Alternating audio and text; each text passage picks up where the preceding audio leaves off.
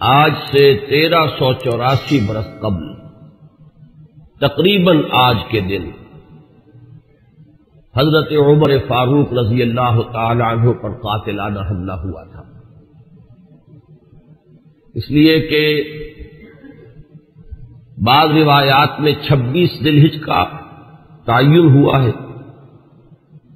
اور بعض میں الفاظ یہ آئے ہیں کہ ذو الحجہ کے 4 دن باقی تھے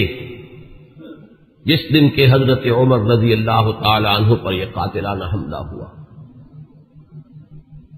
حج سے واپسی کو ابھی چند ہی دن ہوئے تھے، اور اسی سفر حج کے دوران حضرت عمر رضی اللہ تعالی عنہ نے ایک موقع پر زمین پر لیٹ کر اور ہاتھ آسمان کی طرف پھیلا کر اللہ سے دعا کی تھی کہ پروردگار، میری ذمہ داریاں بہت بڑھ گئی ہیں، اب میرے اعضاء میں ضعف ہے، میں کمزوری محسوس کر رہا ہوں، رعیت بہت بڑھ گئی ہے جس کی ذمہ داری ہے، تو مجھے تو اپنے پاس بلا لے اور اٹھا لے اس سے پہلے کہ میں اپنی ان ذمہ داریوں کے بارے میں مسئول بن جاؤں اور ان کا حق ادا نہ کر سکوں۔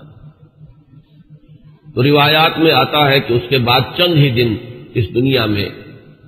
انہوں نے بسر کیے ہیں، اس کے بعد یہ قاتلانہ حملہ ہوا۔ 3 دن آپ زندگی اور موت کی کشمکش میں مبتلا رہے ہیں۔ ابو لولو فیروز ایک مجوسی ایرانی غلام تھا حضرت مغیرہ ابن شعبہ کا رضی اللہ تعالی عنہ۔ حضرت عمر نے ایک خاص قاعدہ بنایا ہوا تھا، غیر مسلموں کے مدینے میں داخلے پر پابندی تھی۔ حضرت مغیرہ ابن شعبہ نے خاص طور پر سفارش کر کے حضرت عمر سے اجازت حاصل کی ابو لولو فیروز کے لیے کہ اسے مدینے میں آ کر کام کرنے کی اجازت دی جائے، اس لیے کہ وہ بہت سے فنون سے واقف ہے۔ حضرت عمر نے اجازت دے دی۔ چند دنوں کے بعد وہ فریادی بن کر حاضر ہوا حضرت عمر رضی اللہ تعالیٰ عنہ کی خدمت میں کہ میرے آقا جو ہیں حضرت مغیرہ ابن شعبہ رضی اللہ تعالیٰ عنہ، وہ مجھ سے بہت زیادہ ٹیکس وصول کرتے ہیں۔ یعنی یہ معاملہ تھا کہ جو غلام ہوتے تھے وہ اپنا کام کرتے تھے، لیکن اپنی آمدنی میں سے ایک حصہ وہ اپنے ان آقاؤں کو دیتے تھے کہ جن کی وہ غلامی میں تھے۔ تو حضرت مغیرہ ابن شعبہ نے جو مقدار مقرر کی 2 درہم روزانہ، اس پر اس نے احتجاج کیا کہ یہ بہت زیادہ ہے۔ حضرت عمر رضی اللہ تعالیٰ عنہ نے اس سے سوال کیا کہ تم کیا کیا کام جانتے ہو؟ جب اس نے گنوائے کہ میں یہ کام جانتا ہوں، تو حضرت عمر نے فیصلہ کیا کہ پھر یہ 2 درہم روزانہ زیادہ نہیں۔ اس پر وہ بہت غضبناک ہوا۔ حضرت عمر نے بھی اس سے ایک فرمائش کی کہ میرے لیے ایک ایسی چکی بنا دو جو ہوا سے چلتی ہو اور وہ آٹا پیسے۔ تو اس نے اسی غصے میں یہ کہا کہ ہاں، آپ کے لیے تو میں ایسی چکی بناؤں گا جس کی یاد رہتی دنیا تک باقی رہے۔ اس پر حضرت عمر نے جب وہ چلا گیا تو جو لوگ مجلس میں حاضر تھے ان سے آپ نے فرمایا کہ یہ شخص مجھے قتل کی دھمکی دے گیا ہے۔ لیکن نوٹ کیجئے کہ اسلام نے جو نظام دیا ہے نوع انسانی کو، وہ نظام جو محمد الرسول اللہ صلی اللہ علیہ وسلم نے عطا فرمایا، اور جیسا کہ میں نے بارہا عرض کیا ہے کہ اگر اس کو پوری طرح شباب میں دیکھنا ہو، للی ان بلوم جسے کہتے ہیں انگریزی میں، ایک پھول پوری طرح کھل گیا ہو، اگر وہ نظام اس کیفیت میں آپ دیکھنا چاہیں تو وہ در حقیقت خلافت عمر فاروق کا دور ہے رضی اللہ تعالی عنہ۔ وہ تمام خصائص، وہ تمام برکات جو اس نظام میں ہیں، نظام عدل اجتماعی، وہ اپنے نقطۂ عروج پر نظر آتے ہیں حضرت عمر فاروق رضی اللہ تعالی عنہ کے عہد خلافت میں۔ اسی نظام کا ایک پہلو یہ بھی ہے کہ انسان طبعاً آزاد ہے، اس کی آزادی پر کوئی قدغن، کوئی بندش بغیر کسی ثبوت کے نہیں لگائی جا سکتی۔ خود حضور صلی اللہ علیہ وسلم کے زمانے کا ایک واقعہ ہے کہ کسی شخص کو مدینے کے کسی شخص کو کسی شبہ میں گرفتار کیا گیا۔ حضور خطبہ دے رہے تھے کہ ایک شخص نے کھڑے ہو کر کہا کہ میرے پڑوسی کو کس جرم کی پاداش میں گرفتار کیا گیا۔ حضور نے اعراض فرمایا، اس کی بات کا نوٹس نہیں لیا، دوسری طرف آپ نے رخ کر لیا، وہ ادھر پھر آ گیا، اس نے پھر سوال کیا تو حضور نے فوراً حکم دیا کہ اس کو رہا کر دیا جائے۔ یعنی یہ کہ اگر کوئی ثبوت موجود نہیں ہے تو معلوم ہوا حضور صلی اللہ علیہ وسلم اس طرز عمل سے کہ پھر واقعتاً اس کو گرفتار رکھنا، اسیری میں رکھنا، محبوس رکھنا پھر یہ صحیح نہیں ہے، بلکہ اس کو رہا کر دیا جانا چاہیے۔ یہی معاملہ ہمیں نظر آتا ہے اپنی اس آخری تکمیلی شان میں کہ حضرت عمر یقین کے ساتھ یہ بات کہہ رہے ہیں کہ یہ شخص مجھے قتل کی دھمکی دے گیا ہے، اور عمر فاروق رضی اللہ تعالی عنہ کوئی عام انسان نہیں ہے۔ 10 برس سے زائد عرصہ ہو چکا ہے کہ اسلام کی چکی جو چل رہی ہے تو اس کے مرکز جو ہے اس کے، جیسے کہ میں نے مثال دی تھی کہ حضرت علی رضی اللہ تعالی عنہ نے جب ایک موقع پر فارس کے محاذ پر، ایران کے محاذ پر صورتحال کچھ مخدوش ہو گئی تھی تو حضرت عمر نے یہ ارادہ کیا تھا کہ وہ خود محاذ پر جائیں اور مسلمان افواج کی کمان خود کریں، تو حضرت علی نے مخالفت کی تھی اور انہوں نے مشورہ دیا تھا اور یہ الفاظ فرمائے تھے کہ آپ کا اپنی جگہ سے ہی جانا یہ تو پورے اس نظام کے درہم برہم کرنے کا سبب بن سکتا ہے، اور یہی تشبیہ دی تھی کہ چکی اسی وقت تک چلتی ہے جبکہ اس کی وہ کلی اپنی جگہ پر قائم رہے۔ تو آپ کی مثال تو اس پورے نظام کے لیے اس کلی کسی ہے۔ تو 10 برس تک وہ چکی جو ہے گھوم رہی تھی اسی شخصیت کے گرد، اور کتنے فتوحات کا دائرہ کہاں سے کہاں تک پہنچا تھا۔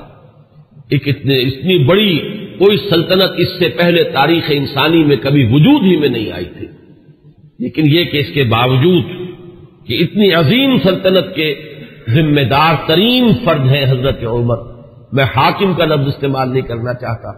اس لیے کہ یہ لفظ بھی ہمارے اس نظام عدل اجتماعی کے ساتھ مناسبت نہیں رکھتا، نہ وہ حاکم تھے نہ حکمران تھے، وہ تو سید القوم خادمہم کی کامل مثال جو ہو سکتی ہے وہ حضرت عمر فاروق ہے رضی اللہ تعالی عنہ۔ لیکن یہ کہ اس نظام کی ذمہ دار ترین شخصیت ہے حضرت عمر، لیکن انہوں نے اپنے حفاظت کا کوئی اہتمام نہیں کیا، کوئی باڈی گارڈ کا انتظام نہیں کیا، دوسری طرف یہ کہ اس شخص کو قید نہیں کیا، اسے مدینے سے شہر بدر نہیں کیا، بلکہ یہ کہ چونکہ یقین ہے اس بات پر کہ زندگی اور موت اللہ کے ہاتھ میں ہے، لہذا وہ ہمیں نظر آتا ہے کہ ایک طرف توکل اس کی یہ شان ہے، دوسری طرف فراست کا یہ عالم ہے کہ اس کے اس جملے کی بات آپ نے پالی ہے کہ یہ مجھے قتل کی دھمکی دے گیا ہے، تیسری طرف اسلامی نظام میں لوگوں کی آزادی کا جو عالم ہے وہ نمایاں ہو رہا ہے، ایک ایسے شخص کو جس کے بارے میں شک ہے اس کو گرفتار نہیں کیا جا رہا، اس کے خلاف کوئی تعذیبی کارروائی نہیں ہو رہی۔ بہرحال اس شخص نے چند ہی دن کے بعد فجر کی نماز جب حضرت عمر فاروق ادا کرنے کے لیے آگے بڑھے ہیں اور آپ نے نیت باندھی، یہ شخص پہلی صف میں موجود تھا اور اس کا خنجر جو ہے 2 دھاری خنجر، دونوں طرف اس کے جو ہے وہ دھار تھی، اس کو اس نے حضرت عمر رضی اللہ تعالی عنہ پر جو وار کیے تو 6 وار حضرت عمر پر اس نے پے بپے کیے، حضرت عمر گر گئے رضی اللہ تعالی عنہ۔ حضرت عبد الرحمن ابن عوف نے مختصر ترین صورتوں کے ساتھ پھر وہ نماز فجر ادا کروائی۔